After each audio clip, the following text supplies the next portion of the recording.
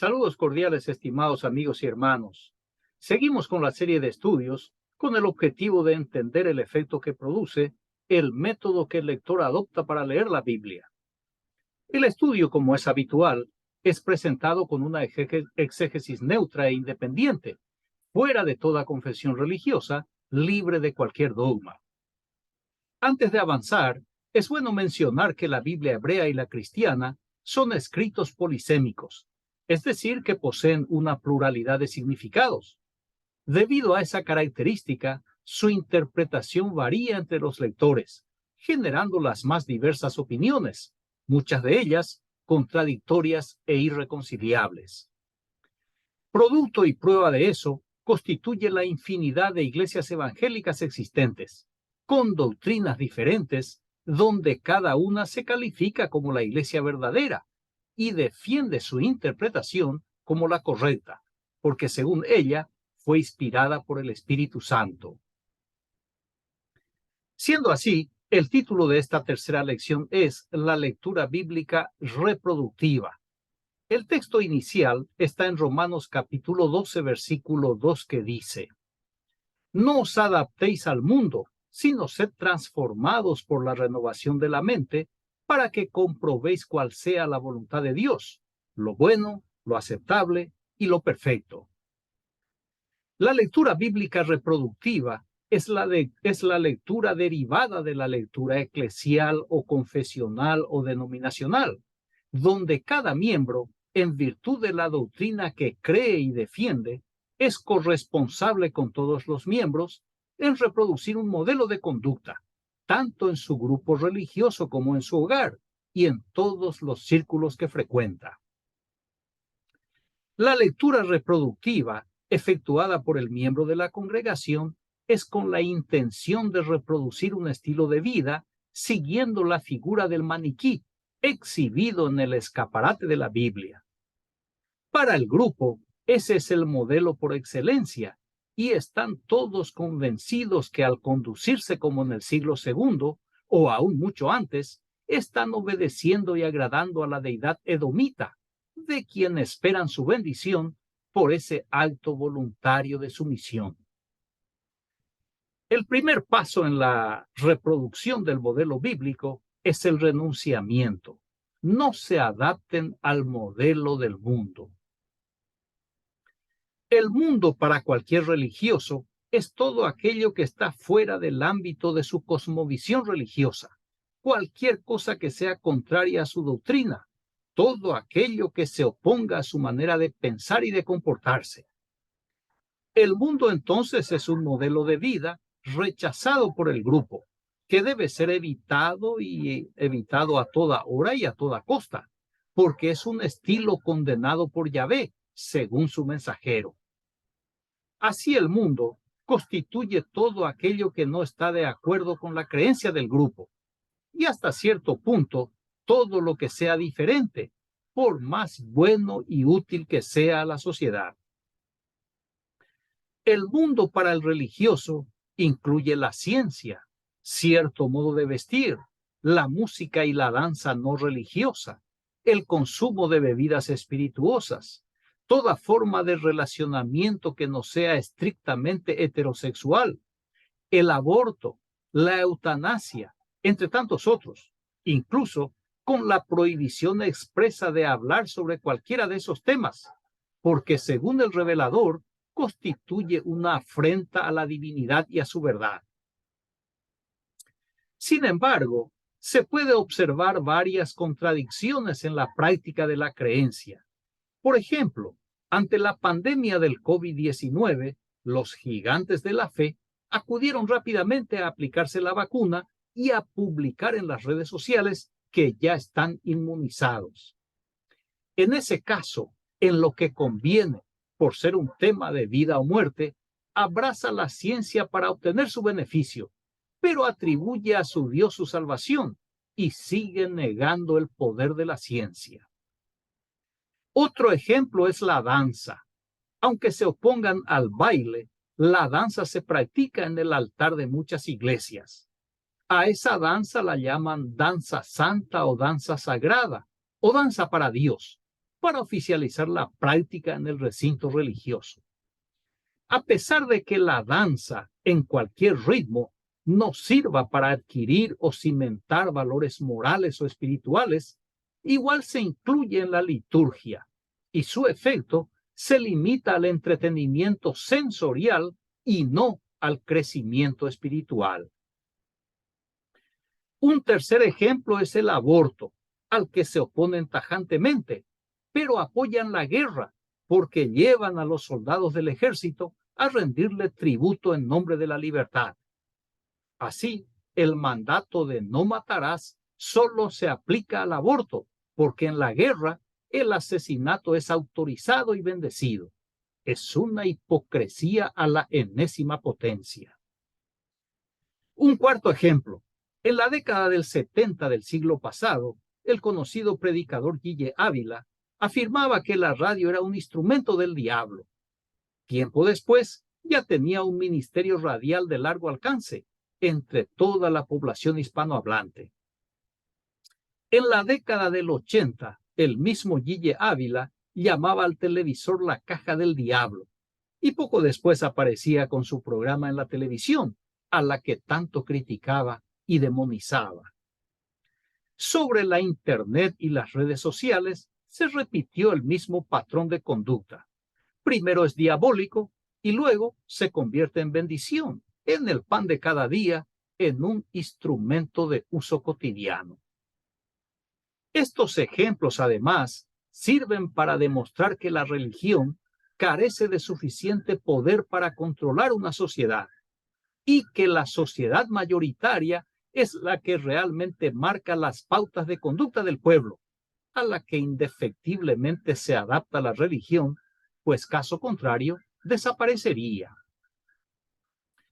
En esta misma línea, en varios países está penado por ley efectuar un mensaje sesgado, atacando la conducta supuestamente antibíblica de algún sector o actor de la comunidad, quedando claro que las leyes de una nación están y estarán siempre por encima de toda y cualquier norma religiosa, sea bíblica o no. La crítica dentro del templo está permitida hasta cierto punto, pero fuera del templo podría configurar un delito según el país.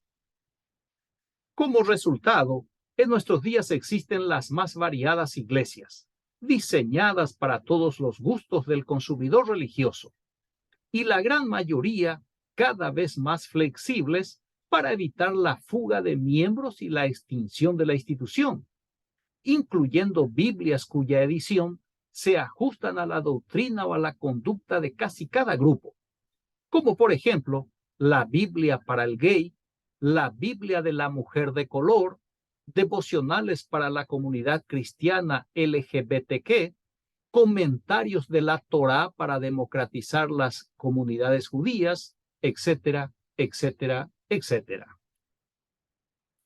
El segundo paso en la reproducción del modelo bíblico es transformar la forma de comportarse mediante el cambio de valores o renovación mental.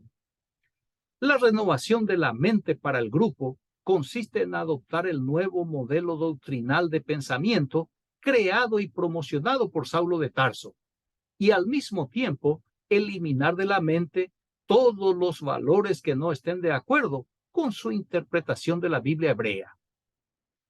Para el apóstol Pablo, autor de la epístola, el rebaño debía renovar su mente, olvidando el judaísmo practicado en Jerusalén y adoptando definitivamente su doctrina. De modo que el creyente judeo-cristiano de Pablo debe apartarse de ese mundo y reformatar o reprogramar su mente con la nueva creencia diseñada por Saulo de Tarso.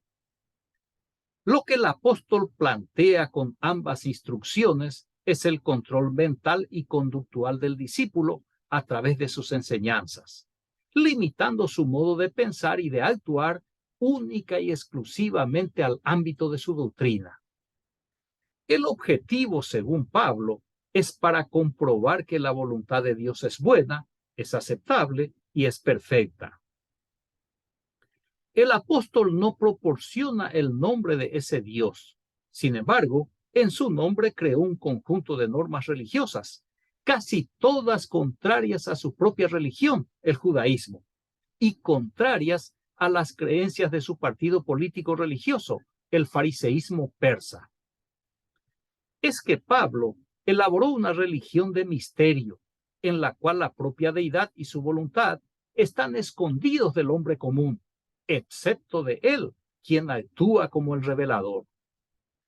En su doctrina, basada en el platonismo y el estoicismo, establece con términos religiosos la teleología, es decir, el propósito o la voluntad de su Dios para cada ser humano. La meta establecida por Pablo es un objetivo ilusorio, es inalcanzable al ser inexistente, y el discípulo en su búsqueda lo único que consigue es aislarse de su cultura, al adoptar principios que fueron elaborados para otra gente, para otro tiempo y con otra finalidad. Todas las epístolas de la Biblia cristiana, el Nuevo Testamento, están alineadas a la doctrina de Pablo. En algunas cartas, su instrucción religiosa es ampliada, como por ejemplo en Primera de Juan capítulo 2 versículos 15 y 16 que dice: No améis al mundo ni las cosas que hay en el mundo. Si alguno ama al mundo, el amor del Padre no está en él, porque todo lo que hay en el mundo, la codicia de la carne, la codicia de los ojos y la soberbia de la vida, no viene del Padre, sino del mundo. El tenor del mandato es igual al de la carta a los romanos, y es muy probable que el autor de Primera Juan usara como fuente para redactar la suya, porque el paralelismo es evidente. En Romanos prohibía adaptarse al mundo, y aquí prohíbe amar al mundo y sus ofertas. En Romanos el objetivo es comprobar la voluntad de Yahvé, mientras que aquí es para indicar que el mundo no procede de esa figura divinizada por los sacerdotes judaítas.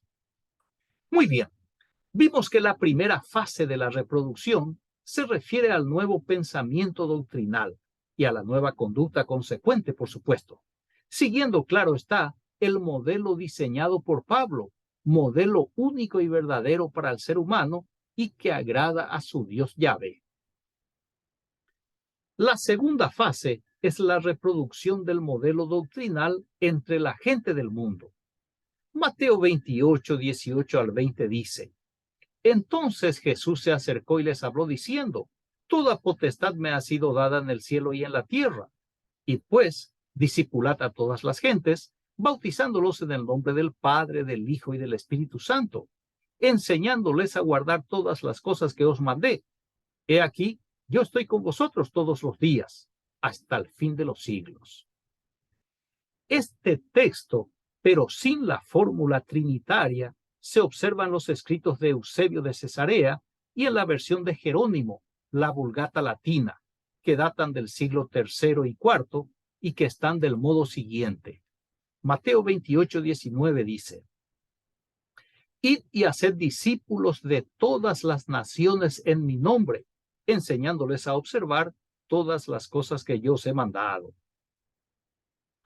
Desde un punto de vista estrictamente cronológico, los primeros dos manuscritos bíblicos que atestiguan el contenido trinitario de Mateo 28, 19 son el Códice Vaticano y el Códice Sinaítico, que datan del siglo IV. La frase mi nombre fue sustituida por en el nombre del Padre, del Hijo y del Espíritu Santo en el Concilio de Constantinopla en el año 381, donde se acordó que el Espíritu Santo era de la misma sustancia o consustancial con el Dios Padre y el Dios Hijo. El acuerdo político fue para anular la postura del arrianismo, que se oponía a la Trinidad, una creencia que tampoco tiene sustento ni en la Biblia hebrea ni en el judaísmo. En otro orden, este mandato nunca lo daría el Jesús ajusticiado, ejecutado por pretender liberar a su pueblo del yugo romano y tornarse rey de Israel. A Jesús no le importaba el resto de las naciones, pero a Pablo sí le interesaba, porque estaba empecinado en modificar la religión judeo-zoroástrica o judeo-persa, controlada por los sacerdotes de Jerusalén, por una versión grecorromana, la judeo-platónica estoica, de su propia autoría. Así que en esta fase reproductiva, el creyente debe promover su fe judeocristiana en la sociedad en que vive y, de ser posible, más allá de sus fronteras, hasta lo último de la tierra. De ese modo y sin percibir, tiene la obligación de difundir la interpretación de la muerte y resurrección de Jesús, alegorizada por Pablo a la luz de la Biblia hebrea. El creyente pregona la doctrina paulina y no las enseñanzas del revolucionario Galileo.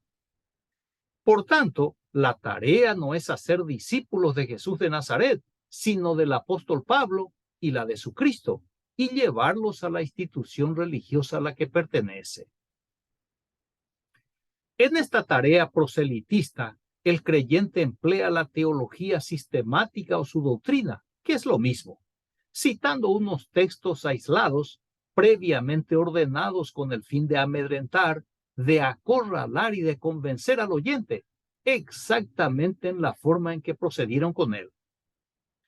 Las citas bíblicas usadas habitualmente son las que hablan del amor y el perdón de Dios, y complementadas con las que se refieren al juicio final y el castigo eterno.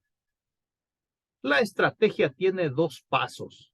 Primero, inyectar en la mente del oyente el veneno del castigo eterno, y luego ofrecer el antídoto o don salvífico, que consiste en un mejunje teológico preparado por el alquimista Pablo de Tarso.